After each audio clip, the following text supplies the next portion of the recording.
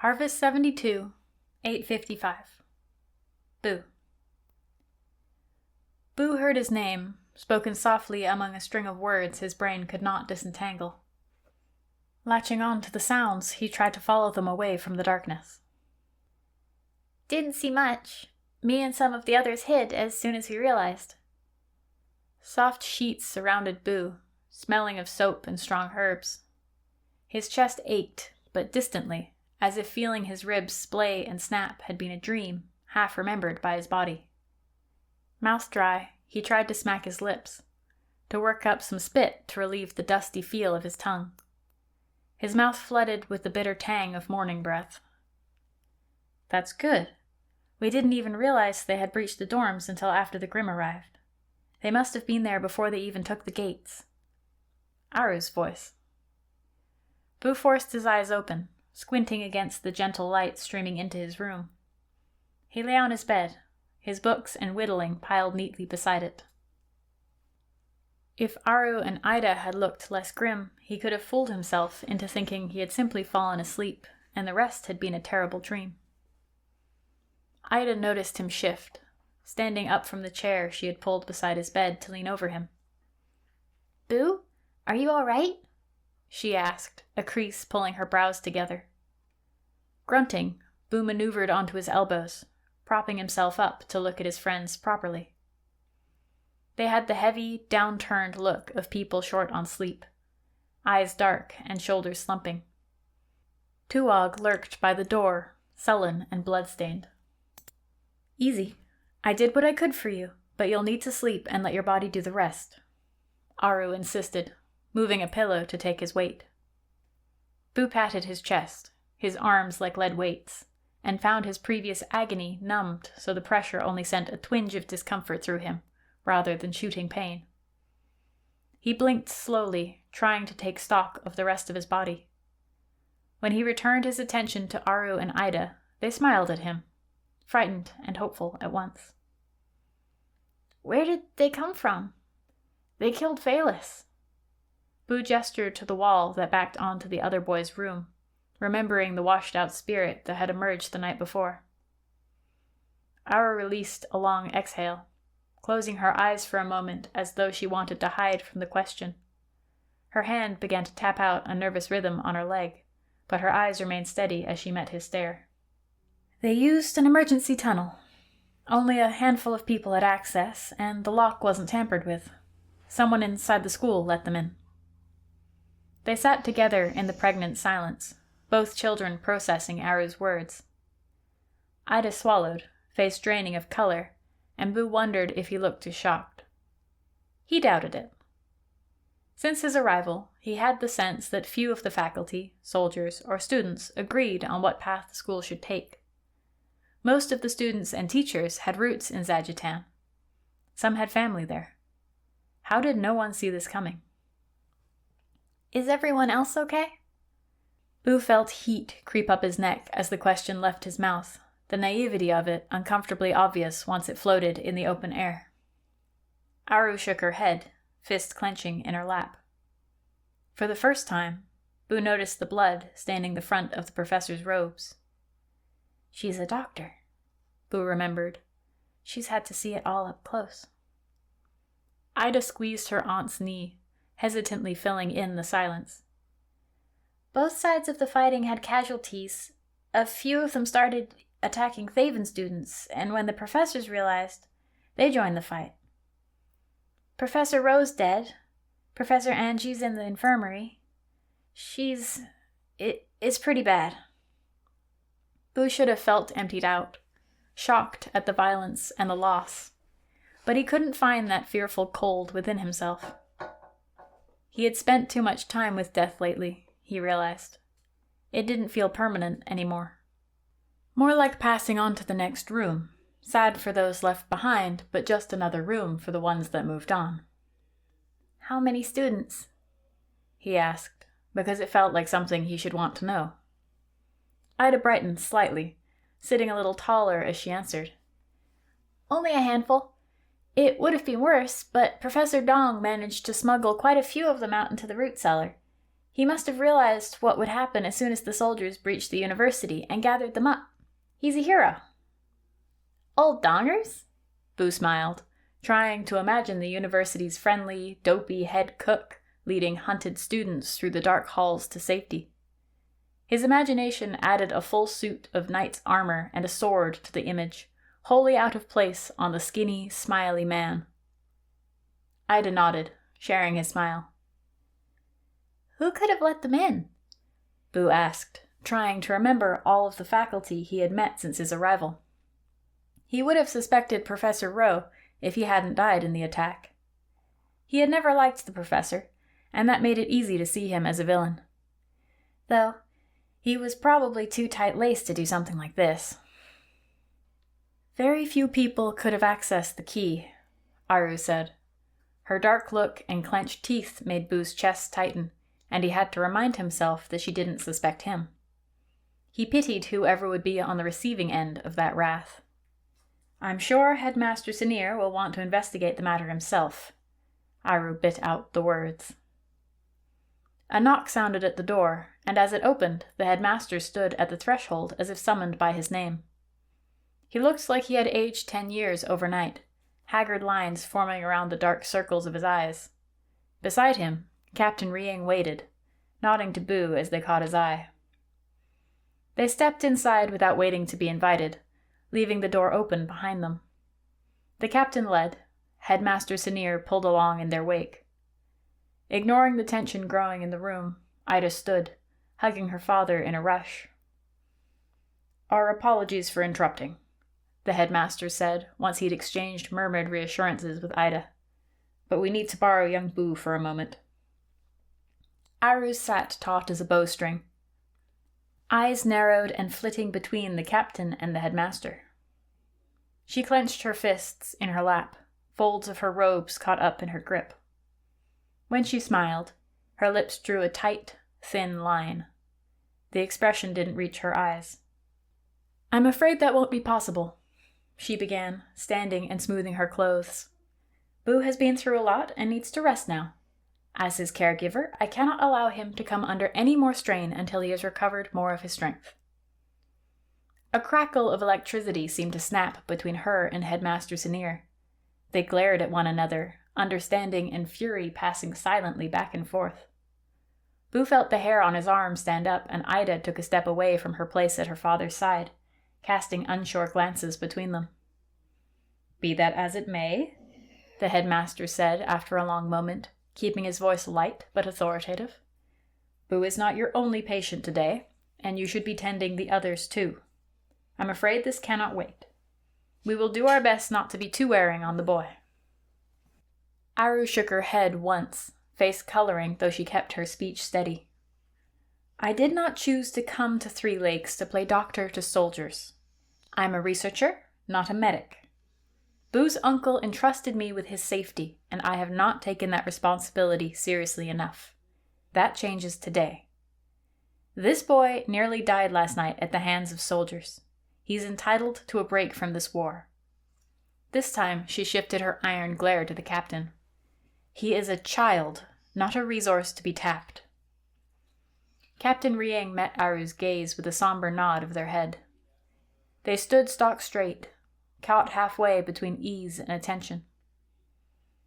I understand, Professor Dian, but you need to look at the bigger picture. The Zhajian militia killed students last night, and my soldiers gave their lives trying to stop it.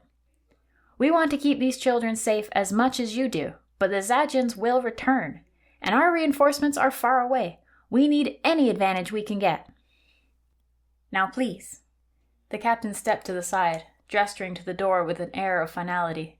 Some privacy. Aru crossed her arms, setting her feet and lowering her head like a ram ready to charge. Boo had wanted a protector like this, someone to take his side and keep the dangers away, to stand bulwark against the Grimm and the ghosts, the bullies and the schoolwork. But Boo had seen poor Velus's confusion as he walked away from his body. He felt the militiaman's hands around his throat, strong fingers digging into his skin.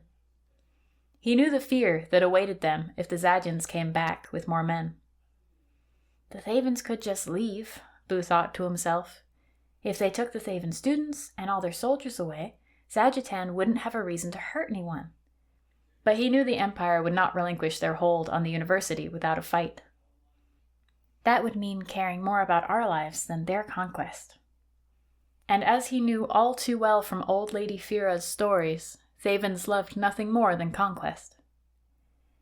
"It's okay, Professor," Boo croaked, clearing his throat and gratefully accepting an offered cup of water from Ida. "I don't mind talking to them." A relieved smile spread across the headmaster's face. "See, Aru? Boo understands. Wait in the hall if you must, but go. I'm sure your cooperation in caring for the Thaven soldiers will be kept in mind when funding is re-examined for your grants." Aru chewed her lip before giving Boo a long, worried look and stepping out the door. Ida hesitated, tugging her father's sleeve. "I should stay. I'm Boo's best friend." The words took Boo by surprise, and he gawped at Ida. He had never had a best friend before, and he had never considered that he had gotten one since arriving at the university. Somehow, he thought there would have been more fanfare to it, but Ida said it so simply, so assuredly, without ever having discussed it with him. Boo cleared his throat to try to keep the burn of tears from his eyes.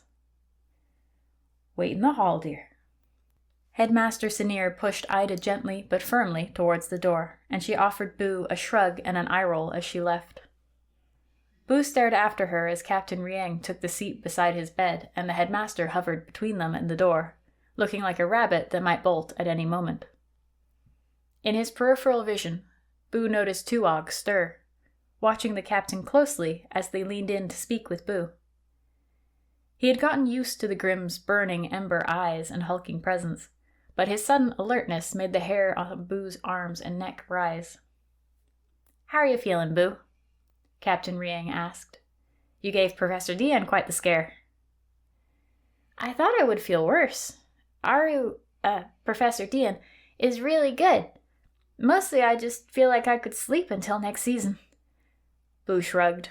His limbs felt like lead had been poured into them. It took no small measure of will to keep his eyes open, and the throbbing ache in his throat grew painful the more he spoke. But Boo didn't want to tell the captain any of that. Boo had the distinct feeling that the captain could sense vulnerability in the same way his uncle knew when a log would have a knot in it, a sixth sense for weakness. "You spent a lot of magic last night," Headmaster Sinir said. "Our ability to use magic can be like a muscle, and there's a good chance you pulled yours. You're lucky. Most mages with so little practice would have had a lot more backlash from their powers." Boo only nodded in response, more grateful than ever for Ida and her secret practice sessions. Given the nature of his abilities, he didn't want to know what that backlash might have looked like. As the captain began speaking, Boo struggled to dismiss the image of himself shambling around as an animated corpse. "And we're lucky that you seem to have an innate understanding of your abilities, too," Captain Rieng sent back, hands folded on their lap as their eyes bore into Boo with a focused intensity. "The Zadyans crossed a line last night. Killing children? It's unthinkable. It's more clear to me than ever. Zajutan needs the guiding hand of the Empire. A civilized hand, to stop these kinds of atrocities from taking place." Boo thought back to his first encounter with the Thaven troops, their general beating him close to death to feed him to a monster. Somehow, he doubted sharing this detail would end well for him, so he kept his mouth shut. "Between the attack and your Grimm's retaliation," the captain held up a quieting hand when Boo opened his mouth to protest, "we have suffered too many losses. When the Zadyans return, and they will return now that there is blood in the air, we will not have the soldiers to hold Three Lakes University. The last wave of reinforcements went to the southern camps. They were sorely needed for the push into Zadyan territory there. We will not see more aid for at least 2 weeks, and by then it will likely be too late. We need more forces." The captain's serious expression and dark eyes made Boo sit a little straighter. Adults talking about adult issues. It felt a lot like his classes. Educated people discussing big topics while Boo floated through their words like a fishing bobber, always just above the surface or completely swamped. Are you going to make the students fight? Boo asked, eyes traveling from the captain to the headmaster. The rumors of student conscription for active duty circulated the university regularly. A few students took watch shifts on their time off already, but until now, the school banned them from taking part in anything outside of training and watches. Boo's insides twisted at the thought. No. As long as I am headmaster here, no students will ever be allowed to fight. What they do after graduation is their business, but this is a place of learning, not a fort. The headmaster's eyes did not leave Boo's, but they twitched as if he wanted to be directing the words to the captain. Indeed, the captain agreed, shooting Sinir an annoyed glance but keeping their expression earnest. The safety of the students here has always been a top priority for us as well. We would never ask children to fight unless circumstances became truly dire. The room seemed to chill, the dropping temperature prickling goose flesh over Boo's arms and his stomach clenched tight. Headmaster Sinir's face fell, dark as a storm cloud, but he did not speak. Suddenly, he seemed to have trouble meeting Boo's eyes. Dire like now? Boo wished his voice didn't sound so small. Captain Rieng nodded, a solemn air settling around them like a cloak. That's right. But I want to avoid putting anyone in danger if I can. That's why we're here, actually. Because you can keep everyone in these walls safe. Boo shuffled, uncomfortable, pulling his legs towards his chest. He glanced at Tuog, watching and sulking in the corner, and remembered his last conversation with Captain Rieng. Now that he had seen what the Zadjins could do, he had fewer reservations. But one major problem persisted. I still can't control the Grimm. I can kind of shove him, I guess, but that's it. And I don't really want to get involved. It's all been miserable. That's okay. Captain Rieng offered a reassuring smile. While I miss not being able to loose the beast on the enemy, that's not why we're here. You can help end this without the Grimm. Boo looked from one adult to the other, confused. I saw the horses. They stood against the Grimm until there was nothing left to do the standing. Tough as nails. And it got me thinking. We have no shortage of corpses lying around. Captain Rieng raised a questioning brow. Boo felt queasy at the thought of using his powers again so soon. He didn't know how to feel about using his abilities on humans deliberately and without an immediate emergency to make it necessary. He had only ever risen human bodies once, and the result had been gruesome and not something he wanted to remember. The Thaven soldiers who fell last night would be honored to know there was a way for them to continue to serve after their death. They believed in our cause and can march again with your help. Headmaster Sinir blanched as the captain spoke, but when he noticed Boo watching him, he swallowed, straightening and giving Boo a hesitant nod. He clasped his hands behind his back, a faux calm coming over his sharp features like snow blanketing a jagged landscape. Boo could still see the muscles in his neck flexing as he ground his teeth. That seems unlikely, Boo offered, before he had a chance to think better of it. His head throbbed, stuffed with cotton, and his thoughts moved sluggishly. He had seen the spirits of the fallen soldiers before. None of them had ever looked eager to fight, just haunted by what they'd seen before they died. Captain Rieng scowled, so Boo quickly added, Not that I don't think they like their jobs. Just feels like the dead mostly want to rest is all. The headmaster cocked his head, studying Boo but saying nothing. Boo wondered how much the headmaster guessed about his abilities, but he did not want to give away anything that he didn't already know. Headmaster Sinir cleared his throat. It does seem a little extreme. His voice had a wheedle to it, totally divorced from the knowing authority he usually used. It is time for extreme, Captain Rieng replied, mouth settling into a grim line. I'll think about it. Boo hoped they would leave. He felt so tired. Can we talk more when I'm better? The headmaster began to nod, a look of relief on his face. Yes, of course. You need to... But Captain Rieng cut him off. No. Boo stared at the captain, watching the dark resolve solidify behind their expression. Their hands balled into loose fists in their lap, flexing and relaxing in a rhythm. They took a deep breath before speaking again, inflating with certainty. "We're going to do this now. We don't know when the Zadians will try again. We need to be ready, and you're the man for the job." "I'm 9. "Young man, then." The corner of the captain's mouth quirked in a humorless smile. Before Boo could respond, Headmaster Senior stepped forward, hands up in a disarming gesture. "Now that I cannot allow." He blinked too fast, brows drawn together as he clamped down on the beginnings of a gasp. The captain's chair did not leave enough room for the headmaster to step between them and Boo, but he stood close, awkward and stiff beside them. "Boo has already overexerted himself. He needs to rest. Trying to use his abilities again so soon could cause permanent damage and make the magic unstable." "But he could do it." Captain Rieng did not turn to look at the headmaster as they spoke, voice low. Instead, they stared straight at Boo in challenge. "Just because something can be done does not mean it should. This is my school, and I will not allow it." Headmaster Senior waved a long, delicate finger in the captain's face, his frustration rising with his voice. The captain finally broke eye contact with Boo, standing swiftly and turning on Headmaster Senior with a snarl. "You are no longer in charge here." They stepped forward, forcing the headmaster back. "If you cannot see the threat on your doorstep, then it is my duty to keep you and your students protected. My soldiers sacrificed their lives trying to save you last night. We need to put the good of the many above the good of the one. Always."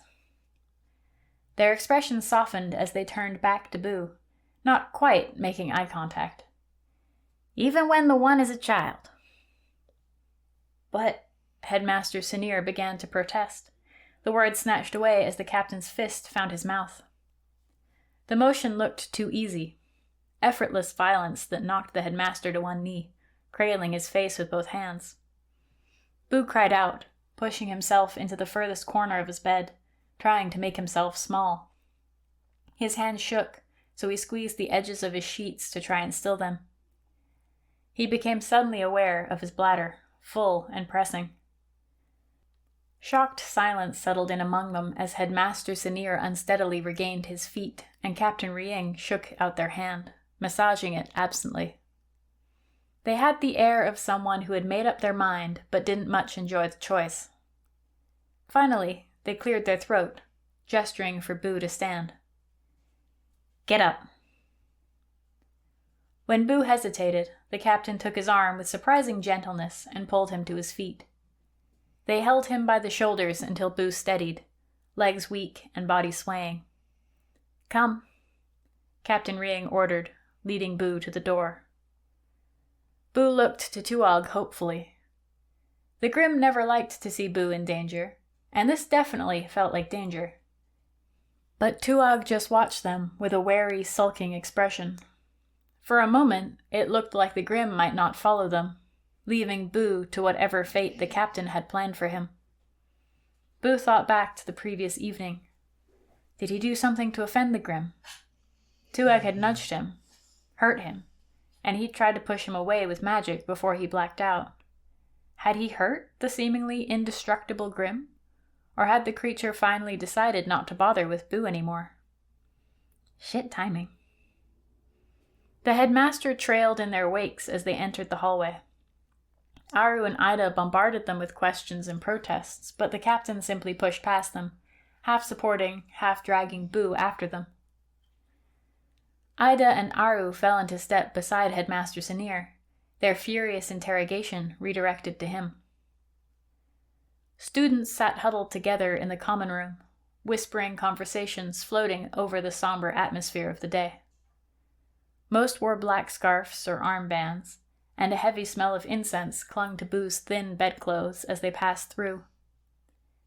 Heads swiveled to watch them go, whispers ceasing as the captain escorted Boo from the building, his apparent entourage in tow. Boo began to shiver the moment the cold harvest air hit his skin. He did not think to grab a robe as they left his room, and the wind snatched from him in a moment what little warmth he had held onto. As Aru's objections grew louder and more insulting, the captain waved to several guards to join their march. They inserted themselves between Boo and the others, their presence and the headmaster's hissed warnings enough to quiet Aru to a simmer. Nothing familiar remained in the cafeteria, now converted to a makeshift field hospital. The groans of wounded men and women replaced the happy white noise of gossip and conversation. Instead of bacon and fresh bread, Boo smelled infection and vomit. The tables and benches looked like strange, multi-layered beds, sheets and tablecloths thrown over their surfaces to lay the wounded on. As the captain passed their soldiers, they exchanged nods, glances passing from their leader to Boo with looks ranging from hopeful to afraid. Boo swallowed, trying to keep his feet under him as the captain increased their pace. "You're hurting him!" Ida shouted. Her loud voice felt obscene as it broke through the solemn hum of activity. The captain slowed, turning to scrutinize Ida with a flinty glare.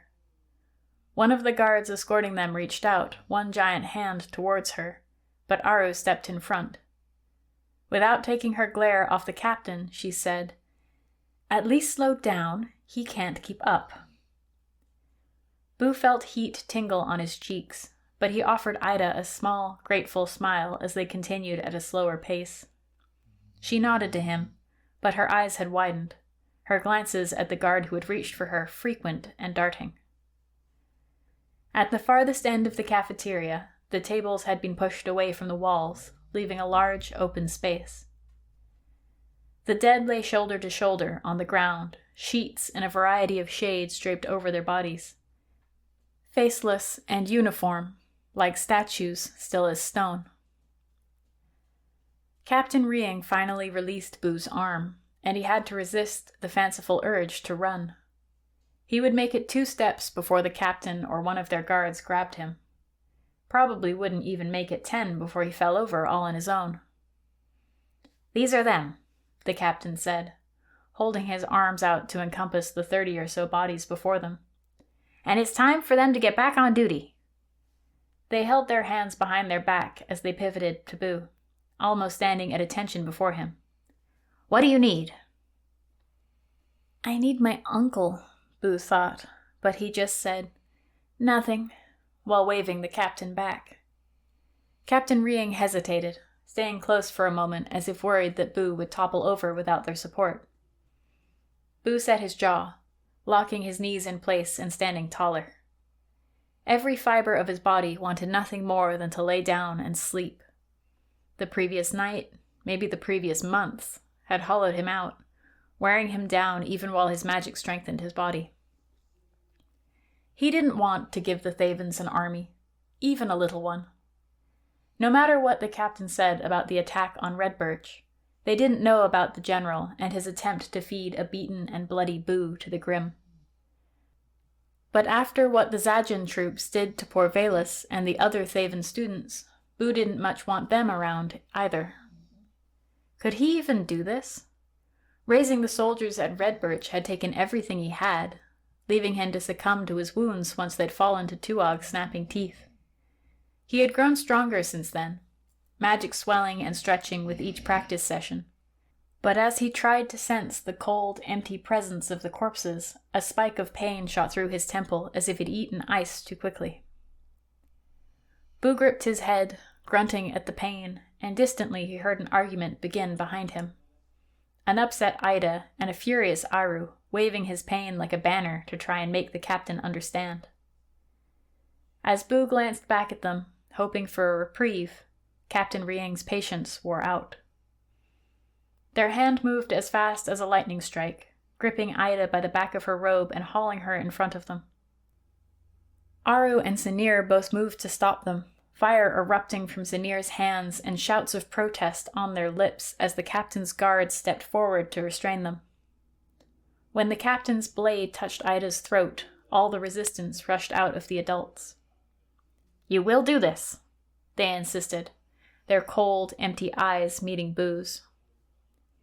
Ida kicked back at the captain, held in place by one strong arm, her struggles not even seeming to register.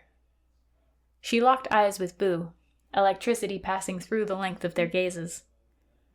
Boo had failed to save Ida once, not that she'd needed it at that time.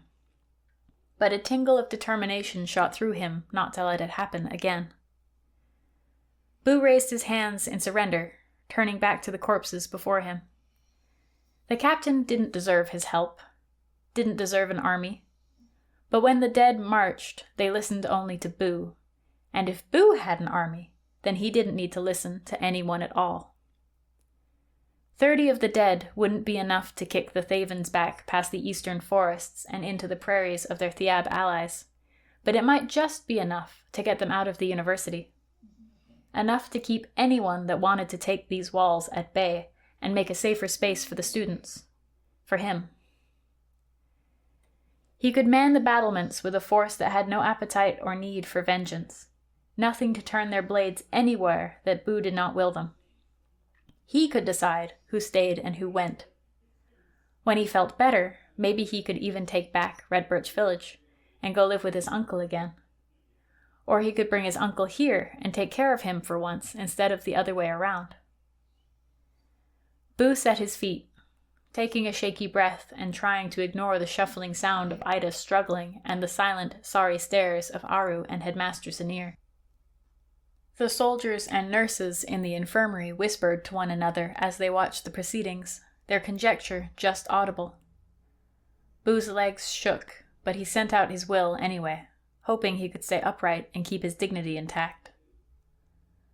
Finding the absence of the corpses took only a moment, Boo picking each out and adding them to his awareness the way someone else might add a new flower to a bouquet.